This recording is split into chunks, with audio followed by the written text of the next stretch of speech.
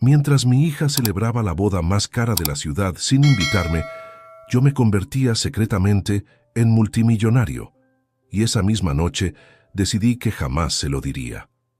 Si quieres conocer el desenlace más impactante de esta historia, suscríbete ahora, porque lo que viene te dejará sin palabras. Después de 37 llamadas desesperadas de mi hija en 3 días, supe que había tomado la decisión correcta. Pero para que entiendas por qué esta decisión cambió mi vida para siempre, necesito contarte cómo llegué hasta ese punto. Todo comenzó hace exactamente 6 meses. Un sábado que jamás olvidaré. Eran las 3:47 de la tarde cuando recibí esa llamada que me destrozó el alma. «Papá, he decidido que la boda será solo para familia cercana y amigos íntimos», me dijo Sofía con una frialdad que me heló la sangre. 25 años criándola solo, 25 años siendo su único apoyo, y ahora yo no calificaba como familia cercana. «¿Pero qué estás diciendo, hija?», le pregunté, sintiendo cómo mi mundo se desmoronaba. «Tú eres mi única familia». «Es que, bueno, papá, tú sabes cómo son las cosas ahora. La familia de Ricardo tiene ciertas expectativas. Es una boda muy elegante y...» Su voz se perdió, pero el mensaje era claro. Mi hija se avergonzaba de mí. Durante años, confundí ser usado con ser amado. Durante años, pagué para tener el afecto que debería haber sido gratuito. Pero esa tarde, mientras colgaba el teléfono con manos temblorosas, algo dentro de mí se quebró definitivamente. 2 horas después, sonó mi teléfono otra vez. Era el notario Johnson, con una voz que apenas podía contener la emoción. «Señor Martínez, necesito que venga a mi oficina inmediatamente. Se trata de la herencia de su tío Roberto en Estados Unidos. Es algo extraordinario». Cuando llegué a su oficina, las palabras que salieron de su boca me cambiaron la vida. «Señor Martínez, usted acaba de heredar $13 millones. Mi primer impulso fue correr a contarle a Sofía, compartir esa alegría increíble con la única persona que amaba en este mundo. Saqué mi teléfono, marqué su número, pero antes de que sonara el primer tono, recordé sus palabras de esa tarde. «No calificas como familia cercana». En ese momento tomé la decisión más importante de mi vida. No le diría nada, absolutamente nada. Los siguientes 3 días fueron los más reveladores de mi existencia. Mientras Sofía celebraba su boda de ensueño en el club más exclusivo de la ciudad, yo estaba en casa completamente solo, pero por primera vez en años sintiendo una extraña paz interior. Fue entonces cuando comencé a hacer algo que nunca había hecho. Un inventario real de nuestra relación. Saqué todos los recibos, todas las transferencias bancarias, todos los comprobantes de los últimos 5 años. La cifra me dejó sin aliento. Había gastado más de $200,000 en ella. Su apartamento, su carro, su boda, sus caprichos, todo pagado por mí, mientras ella me trataba como si fuera una obligación incómoda. Comencé a recordar todas las veces que había cancelado mis planes para estar disponible para ella, todas las veces que había trabajado horas extras para costear sus gastos, todas las veces que me había sentido solo en fechas importantes porque ella estaba muy ocupada para visitarme. El tercer día después de su boda, mientras organizaba estos documentos en mi mesa, escuché el sonido desesperado de alguien tocando mi puerta, como si la vida le dependiera de ello. Cuando abrí, ahí estaba Sofía, con los ojos hinchados de tanto llorar, el cabello desordenado y en sus manos temblorosas, un sobre amarillo que reconocí inmediatamente. «Papá», me dijo con voz quebrada, «necesito que hablemos, urgentemente». Pero yo había cambiado. Ya no era el hombre desesperado por su aprobación que había sido durante tantos años. Ahora era alguien que conocía su propio valor, alguien que había aprendido que el amor propio vale más que cualquier relación que te humille. «Pasa», le dije tranquilamente, sabiendo que lo que estaba a punto de suceder definiría para siempre el futuro de nuestra relación. Ese sobre amarillo contenía algo que cambiaría todo entre nosotros, algo que me haría entender que, a veces, el silencio es la respuesta más poderosa que puedes dar. Para entender completamente por qué esa herencia llegó en el momento exacto, Necesito llevarte conmigo al pasado, a esos años donde todo comenzó. Sofía tenía apenas 8 años cuando su madre decidió que ser esposa y madre no era compatible con sus sueños de libertad. Una mañana simplemente no estaba, dejando solo una nota sobre la mesa de la cocina. No puedo más. Cuídala bien. Me quedé completamente solo con una niña que lloraba todas las noches preguntando por su mamá. Trabajaba como contador en una empresa pequeña, ganando apenas lo suficiente para mantener nuestro modesto apartamento de 2 habitaciones. Pero desde ese primer día me juré que Sofía nunca sentiría que le faltaba algo. Los primeros años fueron los más duros económicamente, pero también los más hermosos emocionalmente. Sofía era mi compañera constante.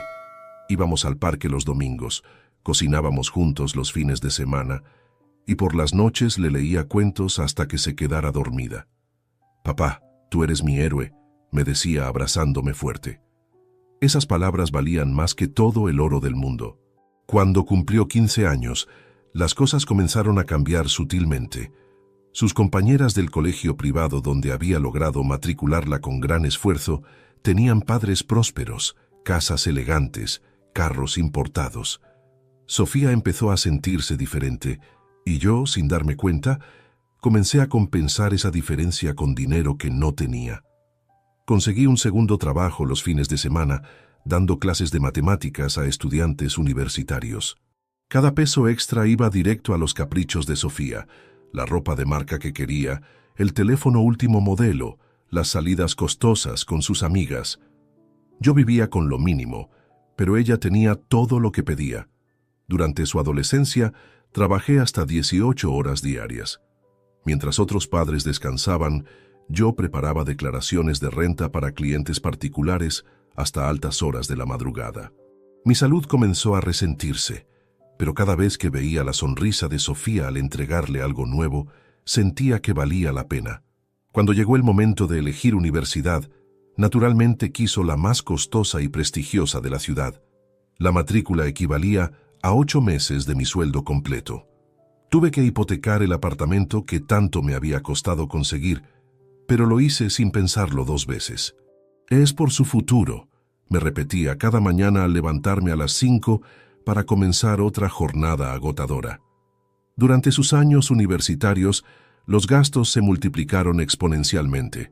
No solo era la matrícula, eran los libros importados, las salidas constantes, la ropa para encajar con sus compañeros de clase alta, el carro que necesitaba para no sentirse inferior. Cada mes transfería a su cuenta prácticamente todo mi sueldo, viviendo yo con fideos instantáneos y café rebajado.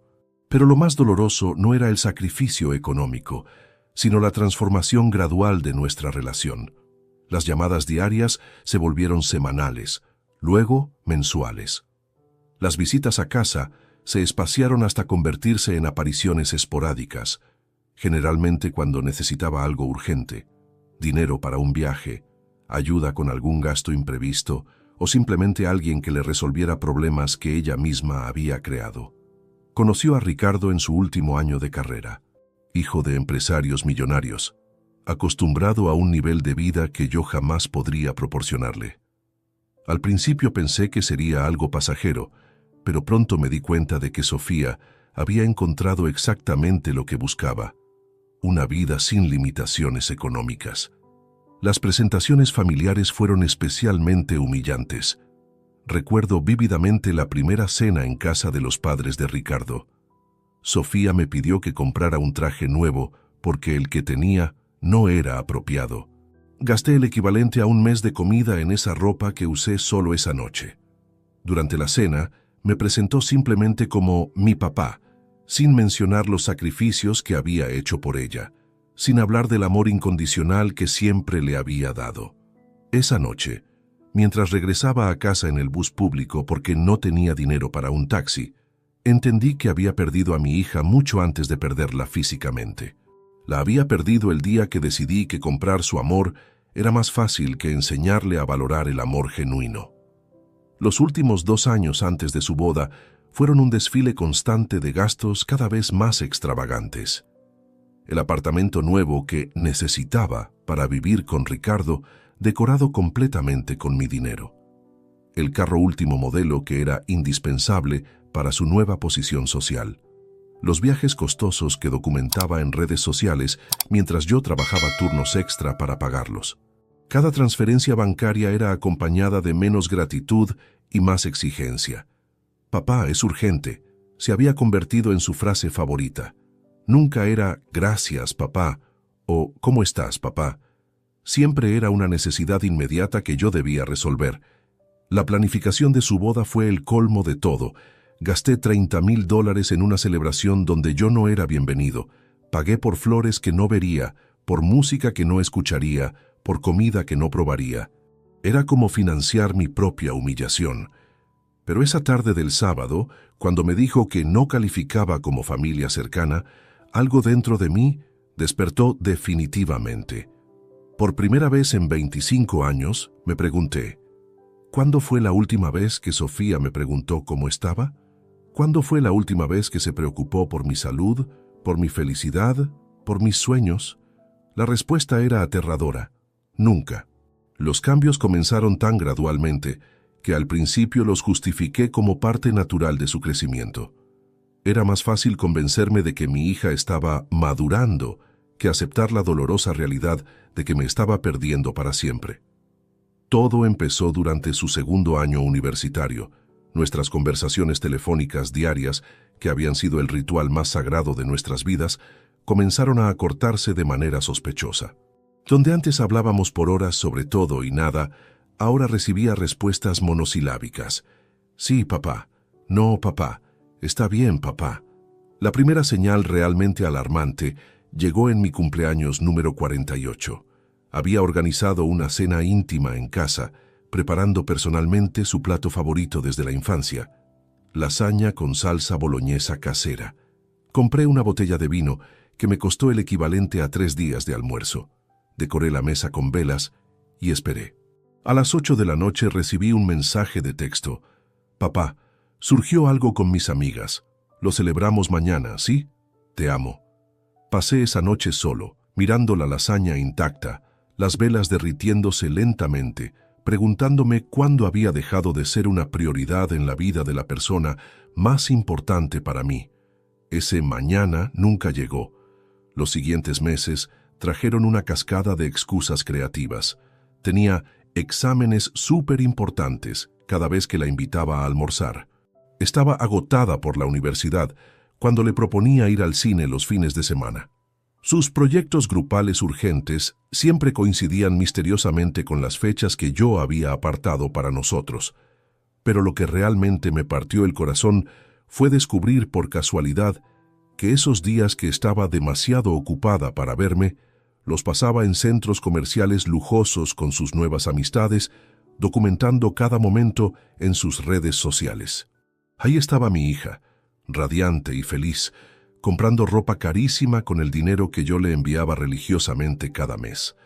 La evolución del lenguaje que usaba conmigo fue otro indicador devastador. Las palabras cariñosas que siempre habíamos compartido comenzaron a desaparecer. Papi se convirtió en papá, luego en un frío hola.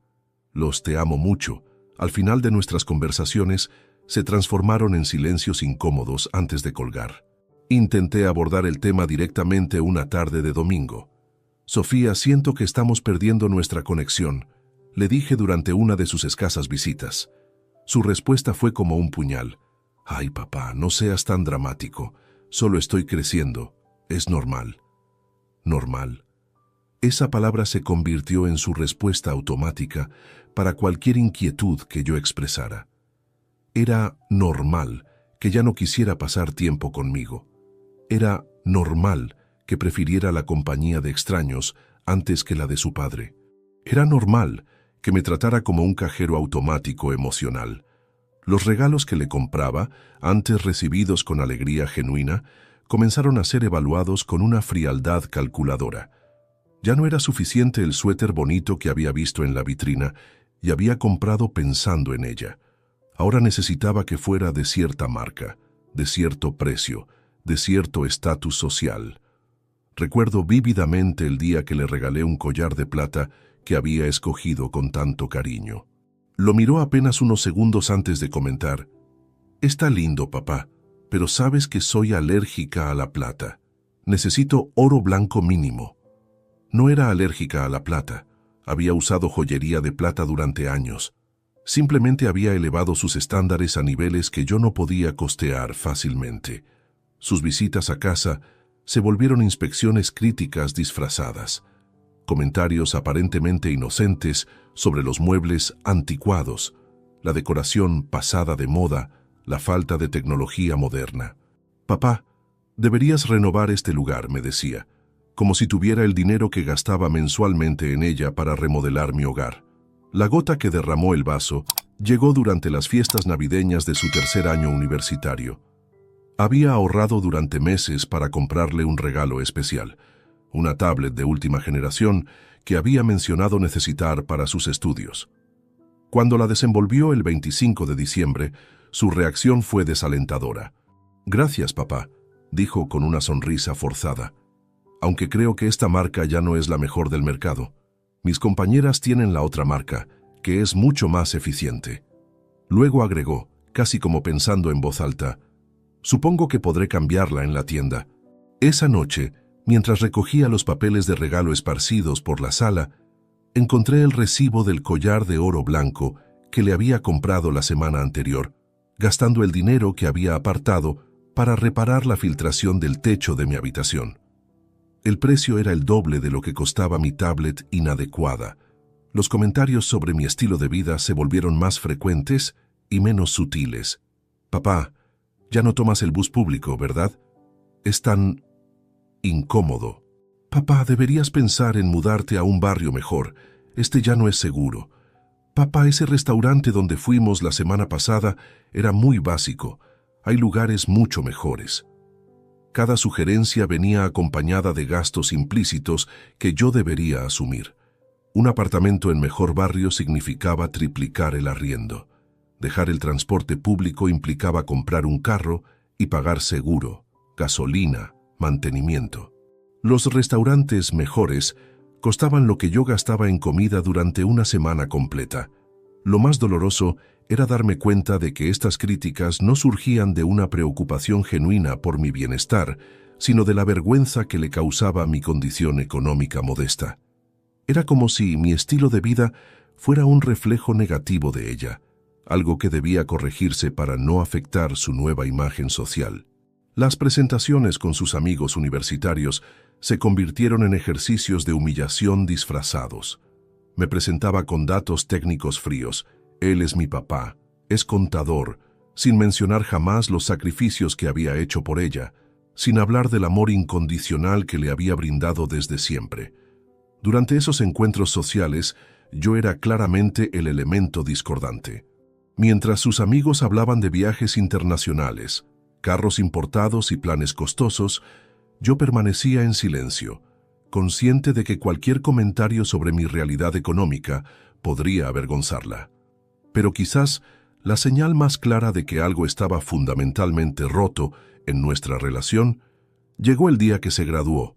Después de 4 años de sacrificios extremos para costear su educación, después de hipotecar mi futuro para asegurar el suyo, su discurso de agradecimiento durante la cena familiar mencionó a todas las personas que hicieron posible este logro, pero mi nombre nunca salió de sus labios. Esa noche entendí que me había convertido en el financista silencioso de una vida que ya no me incluía emocionalmente. Ricardo Villanueva apareció en nuestras vidas como un huracán dorado que cambió absolutamente todo. La primera vez que Sofía me habló de él, sus ojos brillaron de una manera que no había visto desde su infancia. Pero esta vez no era el brillo de la felicidad genuina. Era la fascinación deslumbrada de alguien que acababa de descubrir un mundo completamente diferente. «Papá, conocí a alguien increíble», me dijo por teléfono esa tarde de marzo. Su voz tenía una emoción extraña, casi febril. «Su familia tiene empresas internacionales, viajan por todo el mundo, tienen casas en 3 países diferentes. Es como un cuento de hadas». Debí haber prestado más atención a sus palabras. No me habló de lo gentil que era Ricardo, ni de lo mucho que la hacía reír, ni de los valores que compartían. Me habló de su dinero, de su estatus, de las oportunidades que representaba. Mi hija había encontrado su boleto dorado hacia una vida que siempre había envidiado desde la distancia. Los primeros meses de esa relación fueron como observar una metamorfosis acelerada. Sofía comenzó a cambiar su manera de vestir, de hablar, incluso de caminar. Adoptó gestos que no reconocía, expresiones que sonaban artificiales en su boca, intereses completamente nuevos que jamás había demostrado. Ricardo me está enseñando sobre vinos, me contó durante una de nuestras cenas, que ahora ocurrían en restaurantes carísimos que ella elegía. Dice que es importante conocer sobre estas cosas para moverse en ciertos círculos sociales. Mientras hablaba, gesticulaba de manera estudiada, como si estuviera ensayando un papel en una obra de teatro. La transformación más notable ocurrió en su vocabulario. Palabras que nunca había usado comenzaron a aparecer constantemente en sus conversaciones. Networking, lifestyle, estatus, posicionamiento social. Era como si hubiera aprendido un idioma completamente nuevo, diseñado específicamente para distanciarse de sus orígenes. Sus gustos musicales cambiaron drásticamente.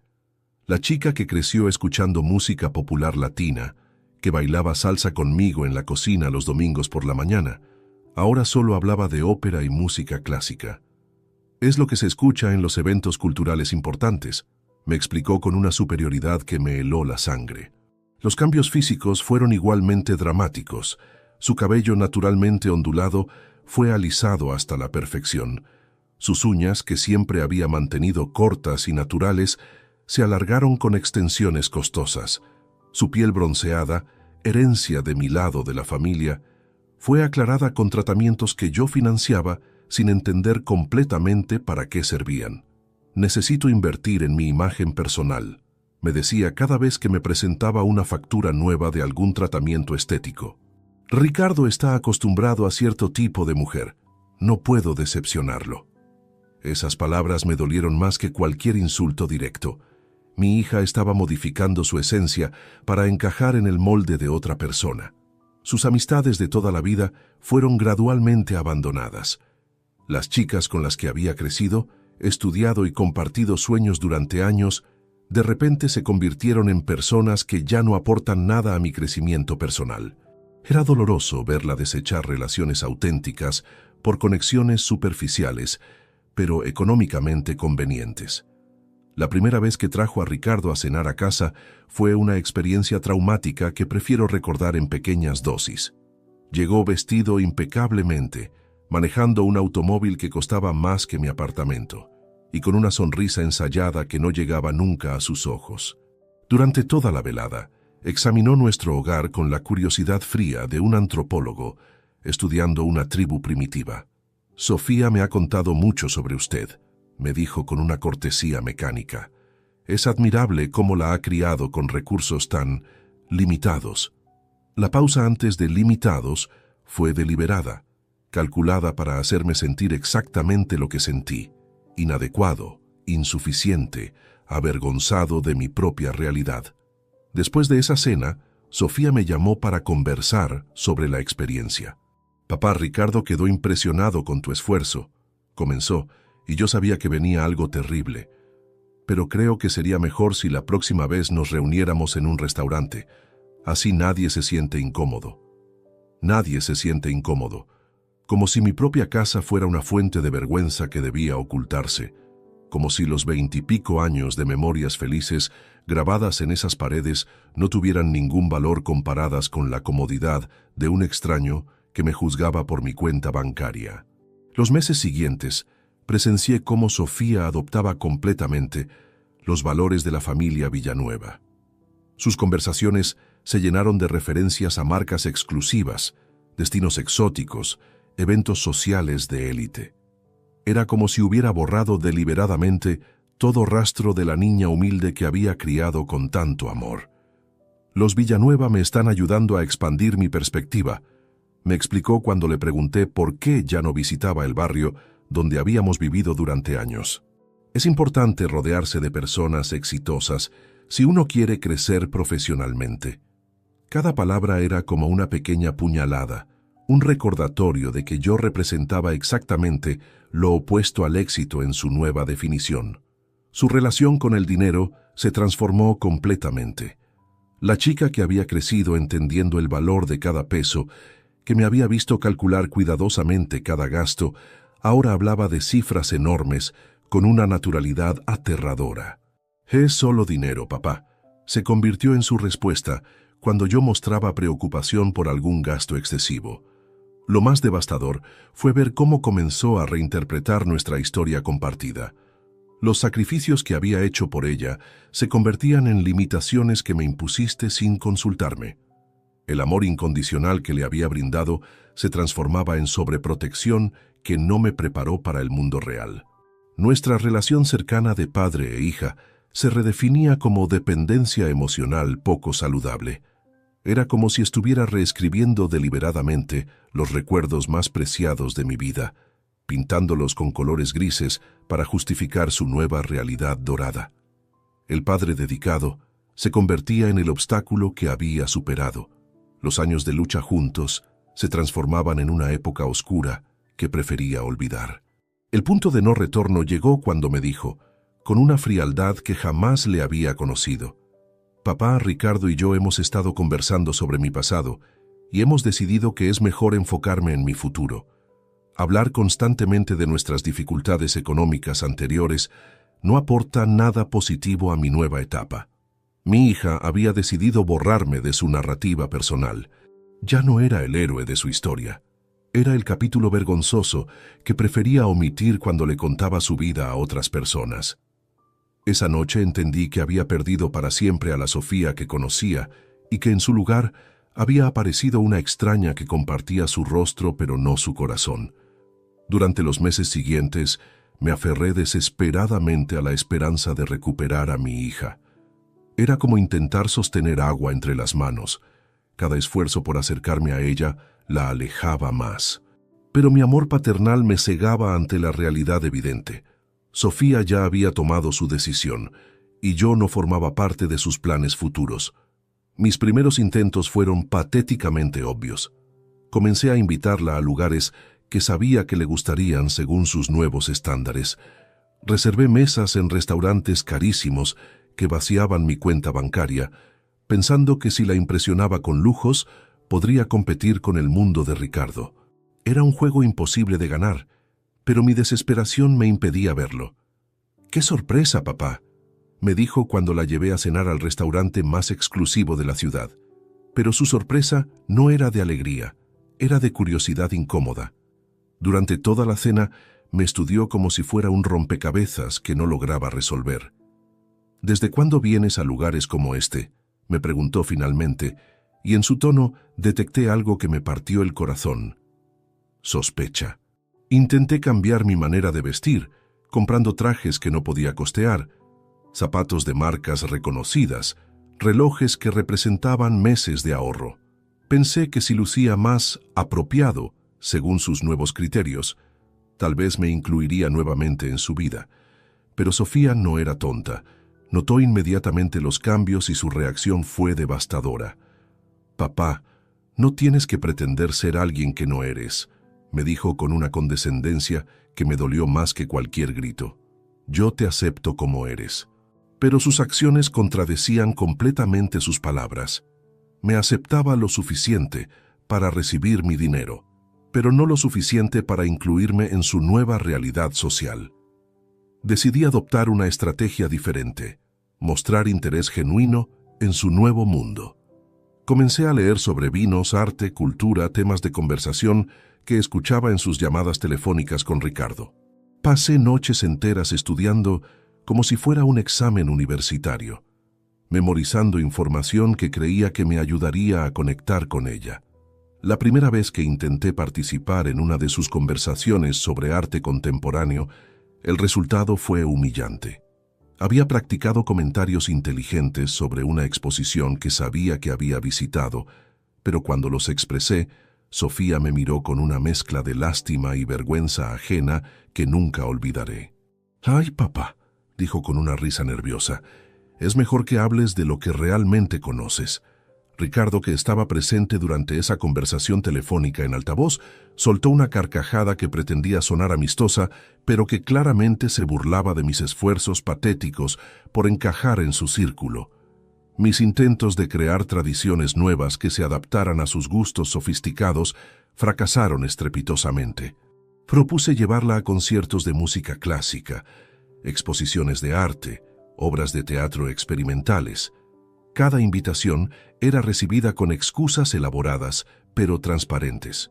Me encantaría, papá, pero justo ese día tengo un compromiso súper importante con la familia de Ricardo. Lo que más me dolía era descubrir a través de sus redes sociales que esos mismos días que estaba ocupada para acompañarme, los pasaba haciendo exactamente las actividades que yo le había propuesto, pero con otras personas.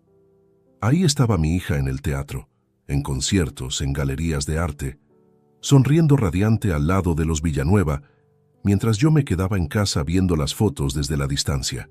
Intenté acercarme a través de regalos cada vez más costosos y elaborados. Gasté el dinero de mi fondo de emergencia en un brazalete de diamantes para su cumpleaños. La reacción fue decepcionante. Un «gracias, papá», mecánico, y una pregunta inmediata sobre si tenía el recibo para cambiarlo por algo más mi estilo. Cuando le compré un fin de semana en un spa de lujo, pensando que podríamos pasar tiempo de calidad juntas como en los viejos tiempos, ella inmediatamente preguntó si podía llevar a una amiga en su lugar.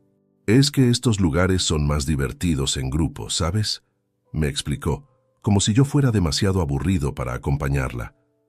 Mis esfuerzos por interesarme en su carrera profesional también resultaron frustrantes. Sofía había comenzado a trabajar en la empresa de la familia Villanueva, un puesto que obviamente había conseguido por su relación con Ricardo, no por sus méritos académicos. Cuando intentaba preguntarle sobre sus responsabilidades laborales, sus respuestas eran vagas y evasivas. «Es muy complicado de explicar, papá», me decía cuando yo mostraba curiosidad genuina por su trabajo. «Son estrategias corporativas de alto nivel». Pero yo había sido contador durante décadas. Entendía de negocios más de lo que ella creía. Sus explicaciones confusas me dejaban claro que ni siquiera ella entendía realmente qué hacía en esa oficina. Decidí entonces intentar conectar con Ricardo directamente, pensando que si lograba establecer una relación cordial con él, podría recuperar el acceso a la vida de mi hija. Fue quizás la decisión más humillante que tomé durante todo ese periodo. Lo invité a almorzar solo él y yo con la excusa de conocer mejor al hombre que hace feliz a mi hija. Ricardo aceptó con una sonrisa que no llegaba a sus ojos, y durante 2 horas me sometió al interrogatorio más sutil y cruel que había experimentado en mi vida. Sus preguntas parecían inocentes en la superficie, pero estaban diseñadas para exponer mis limitaciones económicas y sociales. ¿En qué zona de la ciudad vive don Francisco? ¿Qué tipo de inversiones maneja? ¿Tiene planes de expansión profesional? Cada respuesta mía era recibida con un ajá condescendiente que me hacía sentir más pequeño. Al final de ese almuerzo, Ricardo me dio el golpe de gracia con una sonrisa helada. «Don Francisco, quiero que sepa que respeto mucho lo que ha hecho por Sofía. Criarla solo con recursos limitados requiere mucho carácter, pero ahora ella está en una etapa diferente de su vida, y creo que es importante que tenga espacio para crecer». Espacio para crecer. Un eufemismo elegante para decirme que estorbaba, que era un obstáculo en los planes que tenían para el futuro de mi hija. Y lo más doloroso era que Sofía claramente estaba de acuerdo con esa perspectiva. Mi último intento desesperado fue organizar una reunión familiar con mis hermanos, pensando que tal vez recordar sus raíces familiares la ayudaría a valorar nuevamente nuestros vínculos. La respuesta de Sofía fue brutal en su simplicidad. «Papá, ya no tengo tiempo para esas reuniones. Mi vida está en otro lugar ahora». Esa noche, mirándome en el espejo de mi baño humilde, finalmente acepté la verdad que había estado evitando durante meses. Mi hija me había descartado y ningún esfuerzo de mi parte cambiaría esa realidad. El sábado 15 de octubre será una fecha grabada a fuego en mi memoria para el resto de mi existencia.